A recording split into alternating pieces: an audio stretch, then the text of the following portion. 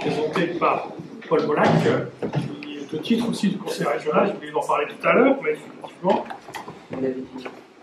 pour l'État, Madame Guettard, pour la Caisse des dépôts, Monsieur Besson, ici présent, et sur les deux industriels, Emmanuel Germain et Jean-Luc Dubourg, le président de la République. Voilà les 6 signataires de ce dispositif. Je crois que presque tout le monde est là, même la sous-préfète. Voilà, je vous avais perdu quand même, ce serait quand même dommage. Donc, merci à la sous-préfète d'être présent, merci Paul, monsieur le député, d'être présent dans ces lieux.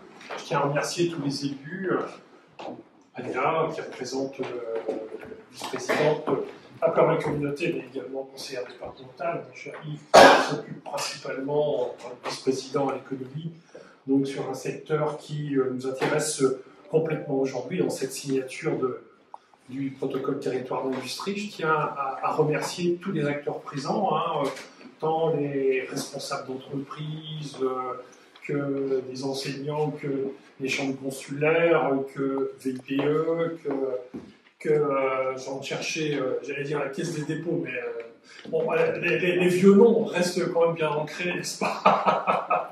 Monsieur Besson. Ça existe toujours. Ça existe toujours, c'est toujours la belle appellation quand même. Mais voilà, aujourd'hui, on y est. Donc merci à toutes et à tous d'être présents pour cette signature de territoire d'industrie.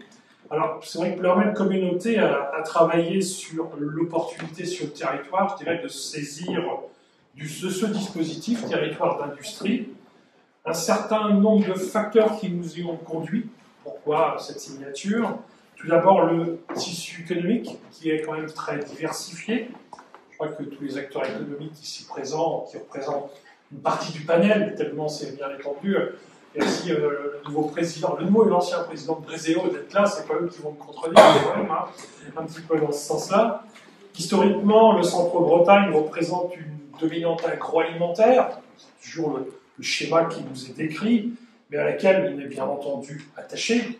Mais ce secteur d'activité a considérablement investi pour améliorer, tout d'abord, on a parlé même d'amélioration des conditions de travail, et innover pour relever les défis qui se présentent dans un contexte international et sociétal qu'on ne peut classer que comme mouvant, je dirais.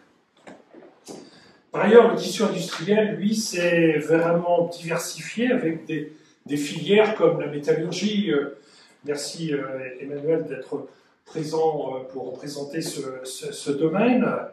Le pharmaceutique, le bois, le transport, j'en passe, c'est des meilleurs, bien entendu, permettant au territoire de limiter sa vulnérabilité et de constituer un bassin d'emploi à part entière, avec des catégories socio-professionnelles diverses, et bien entendu, des métiers divers également. Nous avons un taux de chômage qui reste faible. Dans ma note, on m'a dit que ça oscille autour de 6%. La dernière communication que j'ai eue de Pôle emploi était plus près de 5,2%. C'est bien cela. Ce qui reste une situation de quasi plein emploi. C'est en apparence une bonne nouvelle, je dirais, c'est une bonne nouvelle, mais c'est aussi un défi pour les entreprises qui, bien entendu, par ce biais, peinent à recruter. On a une pyramide des âges inversée, qui nous conduit à mener des politiques d'accueil, je dirais, de nouveaux actifs sur le territoire pour enrichir le vivier de main-d'œuvre et qui plus est, bien entendu, de main-d'œuvre qualifiée.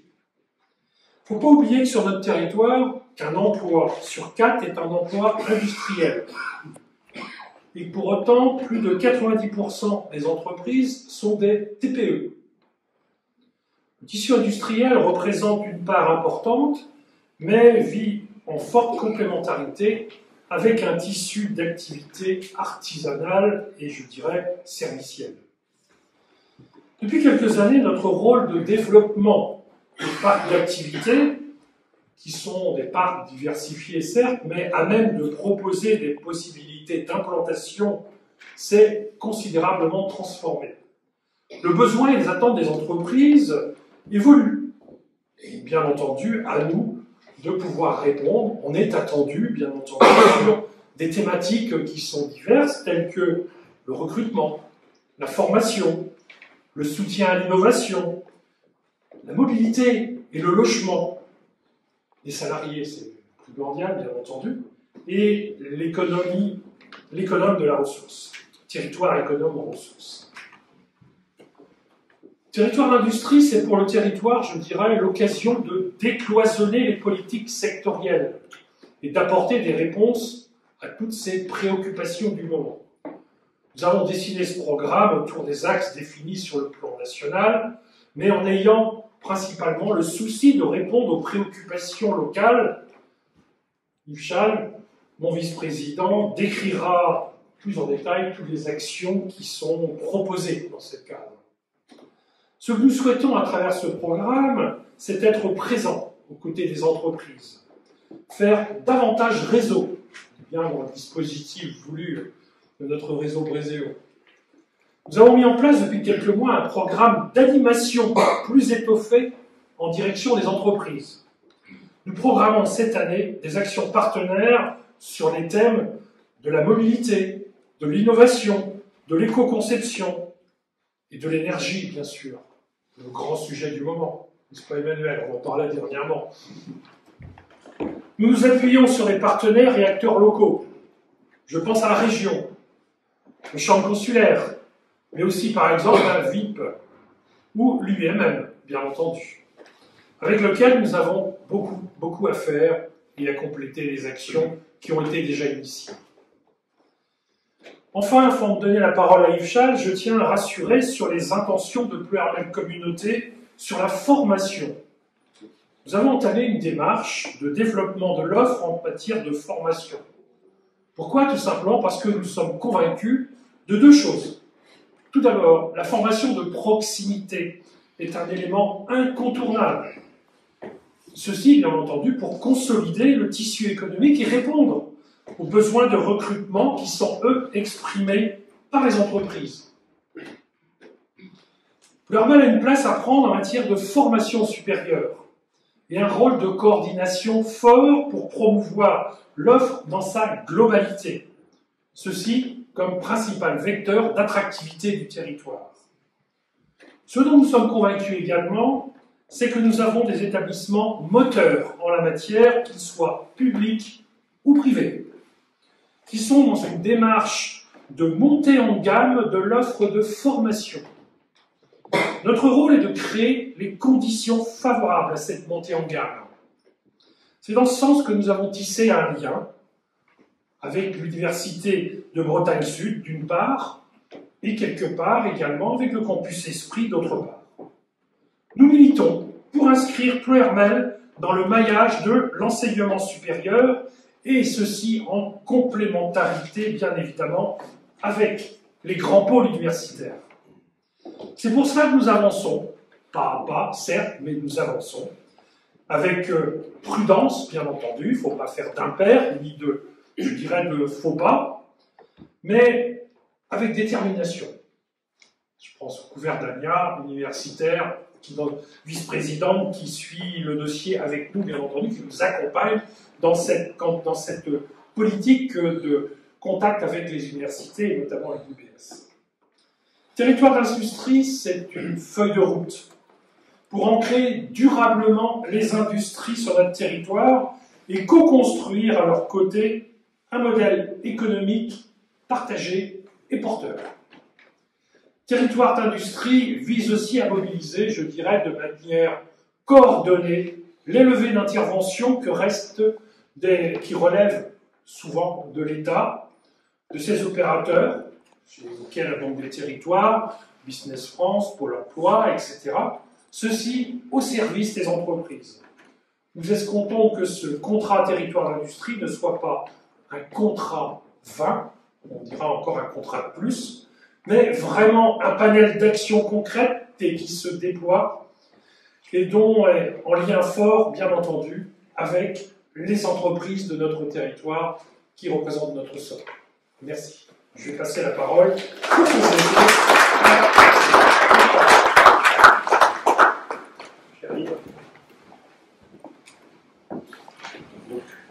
Bonjour à tous.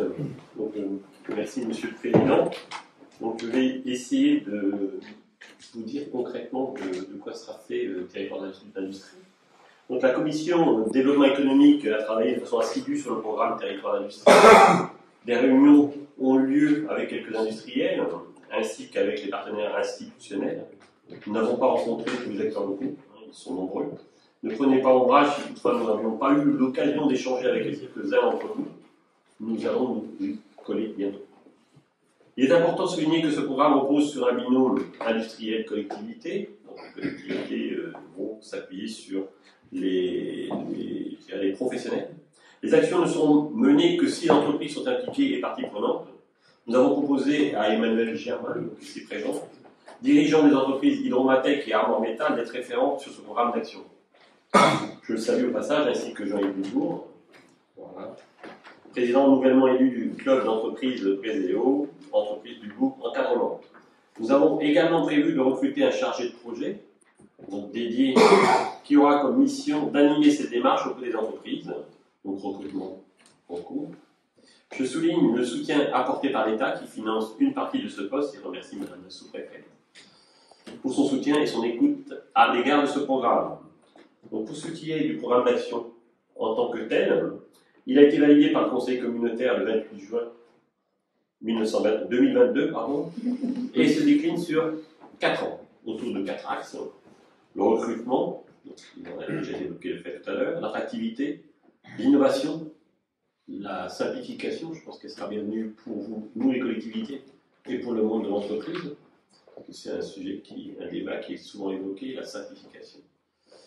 Et 19 actions dont je vous épargne la description détaillée. Je synthétiserai ce programme de la manière suivante. En matière de formation, notre objectif est de coordonner et d'animer le projet de campus des métiers, évoqué tout à l'heure, et développer des outils de formation mutualisés. En matière d'emploi et d'attractivité métier, il s'agit de développer et de soutenir la démarche marque employeur menée par les entreprises, ainsi que de développer les outils de mise en relation employeur-futurs collaborateurs. Renforcer et valoriser la coordination entre les besoins des entreprises et les acteurs locaux de l'emploi, et en particulier de changer l'image des métiers en tension. Renforcer d'une manière ou d'une autre le salon de la formation et les métiers organisés sur le territoire. En matière d'attractivité, il est prévu de s'inscrire sur des temps forts, type porte ouverte d'entreprise, déjà organisée, semaine de l'industrie, afin de faire connaître les savoir-faire et les métiers auprès du grand public et d'organiser des visites pour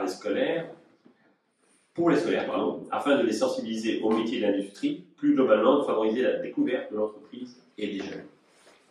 Par les jeunes, Une action est proposée sur l'accompagnement à l'installation des salariés et de leurs familles sur le territoire.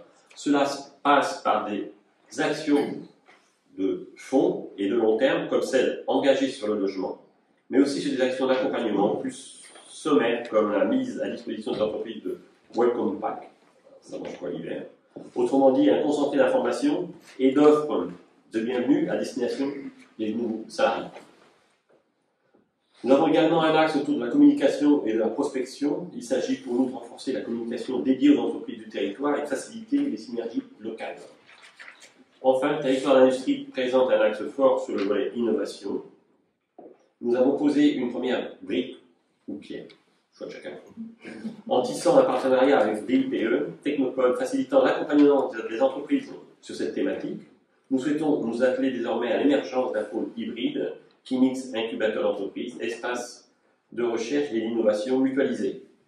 Un projet à définir, mais qui doit être une vitrine pour le territoire et un lieu co-construit avec les industriels sur l'élaboration des produits.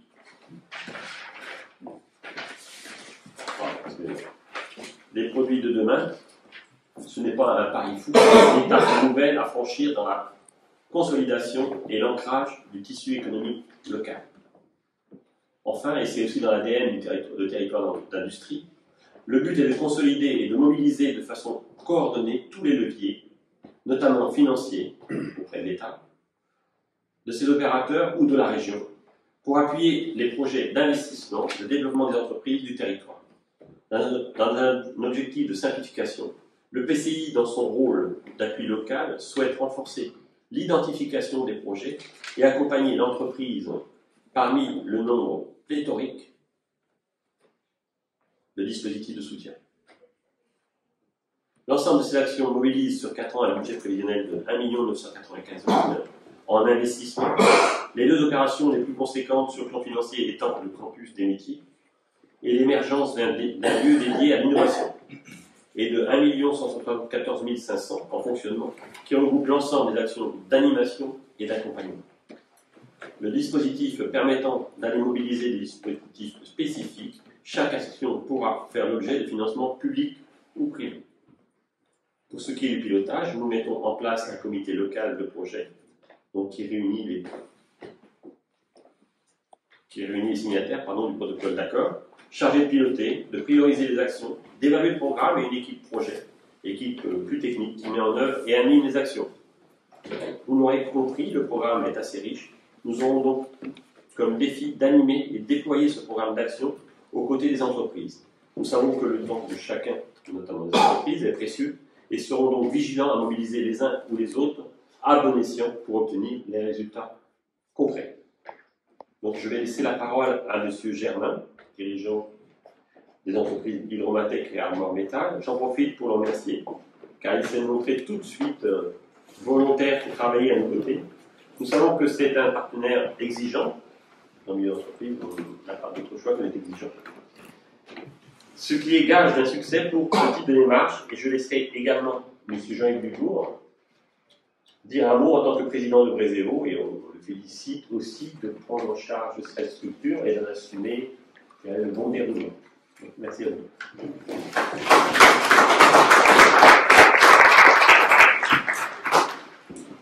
Bonjour à tous, merci d'être présents.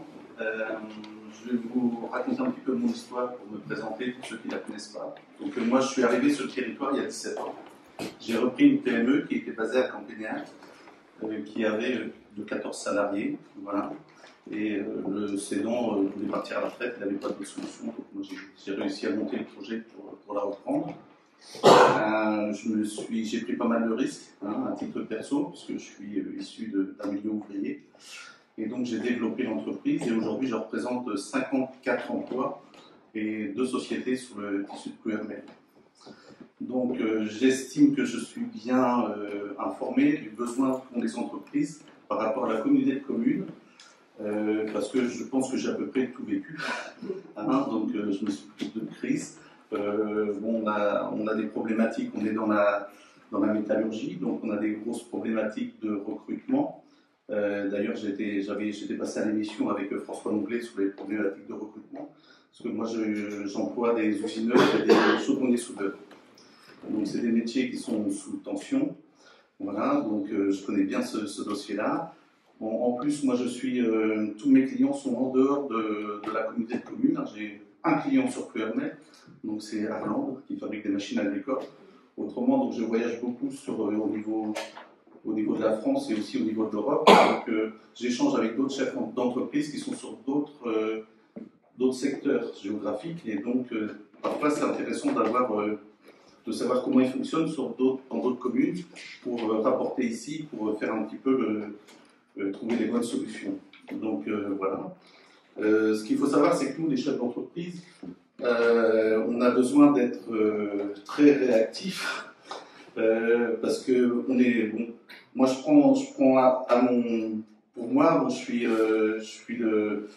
je dépends pas d'un groupe financier en fait, donc je suis un artisan, quoi. Je suis un commerçant, quoi. Donc qui a grossi, mais j'ai les mêmes problématiques que le boulanger, je suis sur le secteur. Et donc nous, le salarié, c'est pas un numéro, quoi. Donc on connaît toute leur vie personnelle. Quand on accueille un nouveau salarié, on essaye de lui donner toutes les conditions pour s'intégrer sur le territoire. Et c'est vrai qu'aujourd'hui, on a quand même une grosse problématique qui est le logement et le transport. Parce que sur mes derniers recrutements, on s'est battu pour avoir des nourrices pour garder les enfants. J'ai fait des recrutements même de personnes à l'étranger, qui venaient d'étrangers, et là il y avait d'autres problématiques, c'était plus l'intégration de personnes qui viennent d'un autre pays. Et la problématique des transports, c'est important aussi, parce que Sur les derniers recrutements, j'ai des salariés qui ont des enfants qui sont en études supérieures. Et donc les études supérieures, jusqu'à aujourd'hui, on en fait sur Ploërmel, mais la majorité vont sur les grandes villes. Et s'il n'y a pas de transport, ils vont vivre ailleurs. Voilà. Donc voilà un petit peu ce que je voulais dire. Je n'ai pas préparé mon discours, donc j'ai envie de... Voilà, donc ce qu'il nous faut, c'est qu'on soit réactif, hein, parce qu'on ne va pas perdre non plus notre temps dans les réunions, hein, nous on veut du concret.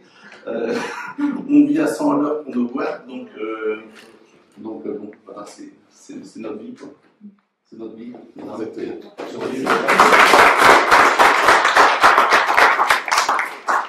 Donc, j'ai plus grand chose à dire, puisque Emmanuel Germain, notre adhérent, qui est adhérent à Bréséo, a tout dit, a dit tout ce que les entreprises avaient besoin, messieurs les élus, mais je crois que vous le savez, la preuve c'est que vous œuvrez pour ça.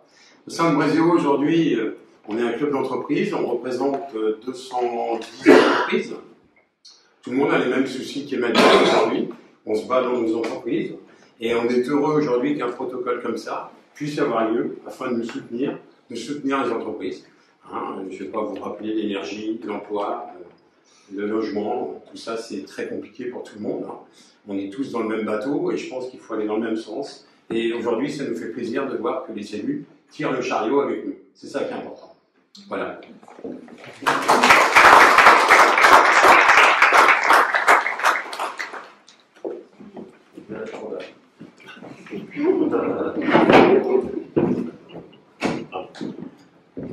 C'est l'État qui parle en dernier, des fois que je l'accrocherai un peu trop.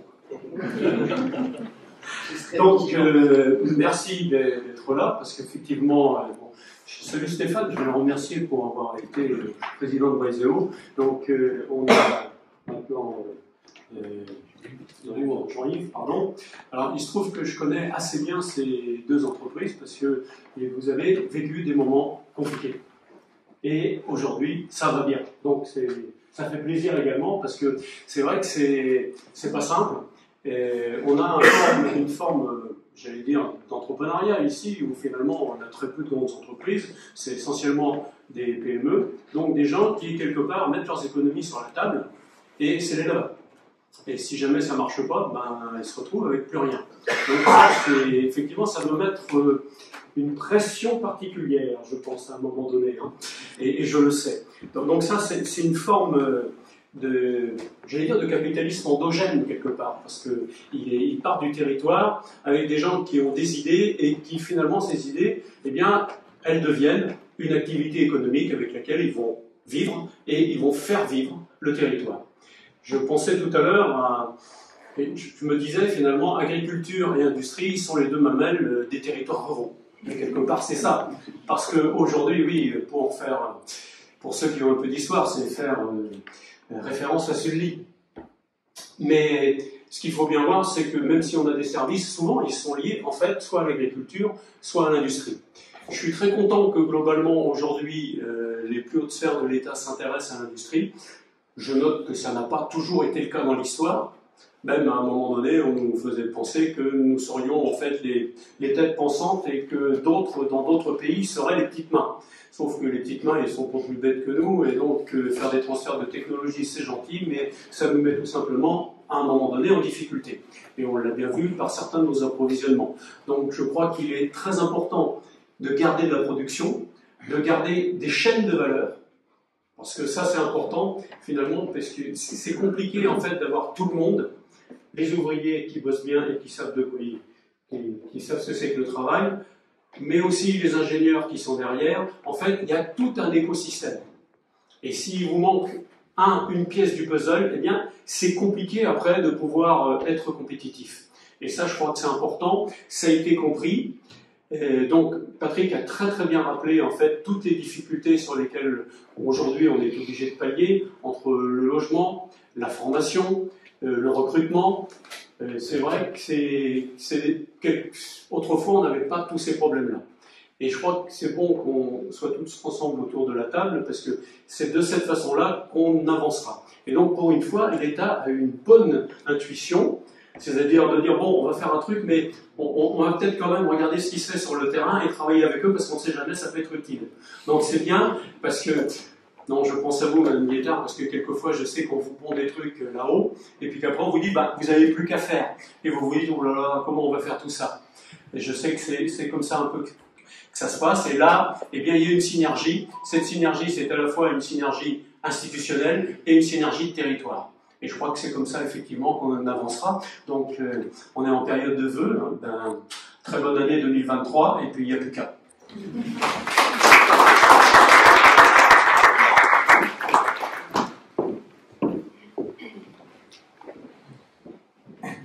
Messieurs, quand je suis avec des élus, je sais pertinemment que j'ai une image du banquier qui me colle à la peau.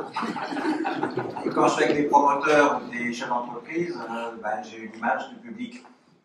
Donc vous voyez bien que la Caisse des dépôts dit appeler aussi Banque des territoires pour formation en région, parce qu'on ne fait pas que ça, est sur une ligne de crête en fait, entre le secteur public et le secteur privé. Donc vous avez parlé, Monsieur le Président, de décloisonnement, c'est tout à fait ce qu'on essaie de faire au quotidien, avec d'autres, avec l'État, avec les collectivités, avec nos partenaires. Et donc, ce que vous avez cité comme thématique, le logement, la mobilité, l'énergie, c'est tous des sujets sur lesquels on travaille en Bretagne et ailleurs, et donc sur lesquels on peut probablement faire un bout de chemin ensemble aussi. On a commencé sur le territoire d'industrie, on a financé, enfin j'ai financé même, je crois que à 100%, je crois, l'étude sur le territoire d'industrie, la première, qui est le début de quelque chose, et donc l'idée c'est de continuer tous ensemble. Je terminerai juste par un mot pour notre filiale qu'on partage avec l'État, BPI, que beaucoup de gens connaissent ici, qui a vocation à travailler encore plus sur le public auprès du secteur privé et notamment des PME, TPE.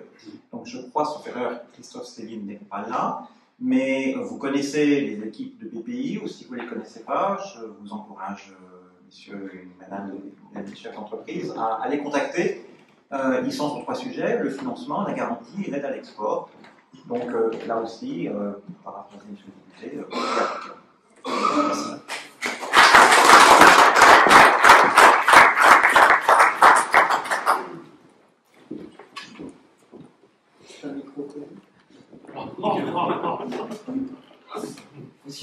Monsieur le Président, Monsieur le député, Madame la conseillère départementale, Mesdames et Messieurs les élus, Mesdames et Messieurs, territoire, l'industrie pour moi c'est d'abord une ambition, et c'est une ambition de territoire, et qui aujourd'hui va se concrétiser par une signature. Quand je suis arrivé effectivement dans l'arrondissement de Pontivy, et pour ceux qui s'en souviennent, j'avais dit qu'on ne pouvait pas mener ce type de programme sans asseoir les actions directement auprès des entreprises. C'est-à-dire que, pour moi, c'est vraiment l'expression d'un programme qui sont pour les industries, les industriels. Pour information, effectivement, les emplois dans l'industrie ici, c'est 7,5% de l'ensemble des emplois, ce qui veut dire que c'est loin d'être négligeable, et cette part, en fait, est croissante. Et donc, j'avais expliqué en interne que si on voulait la réussite de ce programme, il fallait absolument mettre les industriels d'emblée avec nous, et que les idées et les actions viennent d'eux et non pas de nous. Et grand est mon plaisir aujourd'hui de vous voir, messieurs, parce que je me dis qu'effectivement ce programme marchera que grâce et par vous. Alors on a parlé effectivement de beaucoup de choses. Moi je voudrais surtout dire des actions qui me paraissent essentielles, qui sont l'innovation, vous en avez parlé. C'est un projet, là encore, de territoire que de faire venir. Alors pour moi, l'UBS, je n'ai rien contre Redon, mais l'UBS, effectivement, c'est dans notre territoire. Parce que je pense que si on veut que nos jeunes restent, si on veut également lutter contre la mobilité, les difficultés liées à la mobilité, c'est essentiel de leur offrir des formations de qualité sur notre territoire, ce qui leur permet de rester. Et vous avez de très belles industries. Vous avez des très belles entreprises qui permettraient, notamment par le biais de l'alternance, d'accueillir ces jeunes pour à la fois une formation universitaire et leur application dans les entreprises. Donc personnellement, j'y crois beaucoup. On a déjà fait des réunions dans ce sens avec la directrice de l'UBS. Et en tout cas, je reste absolument à votre entière disposition pour que se poursuivent ces actions. C'est également attirer. Donc c'est l'effet attractivité du territoire. Et puis c'est simplifier, vous l'avez dit. Je crois que on est tous convaincus qu'il faut une simplification et je pense qu'on est tous convaincus que c'est par cette simplification qu'on arrivera à mener des actions concrètes. En tout cas, soyez sûrs de notre entière collaboration là-dessus. Et puis, c'est également recruter. Et on connaît tous les problèmes de recrutement en ce moment. Il faut effectivement avoir des formations appliquées. Il faut mettre autour de la table des entreprises, tous les services de l'État pour trouver en fait la façon de faire pour que les jeunes en fait aient envie d'aller vers certains métiers qui actuellement sont en difficulté. Donc l'État ne s'y est pas trompé, vous l'avez dit, vous a accompagné à hauteur de 80 000 € pour le recrutement d'un chargé de mission sur 4 ans. Et donc vous aurez effectivement toute l'ingénierie nécessaire pour pouvoir mener à bien ce programme qui pour moi est vraiment une ambition de territoire. Donc longue vie à Plouermel, bien évidemment, et bonne année à tous puisque nous sommes encore dans les temps où on peut encore le souhaiter.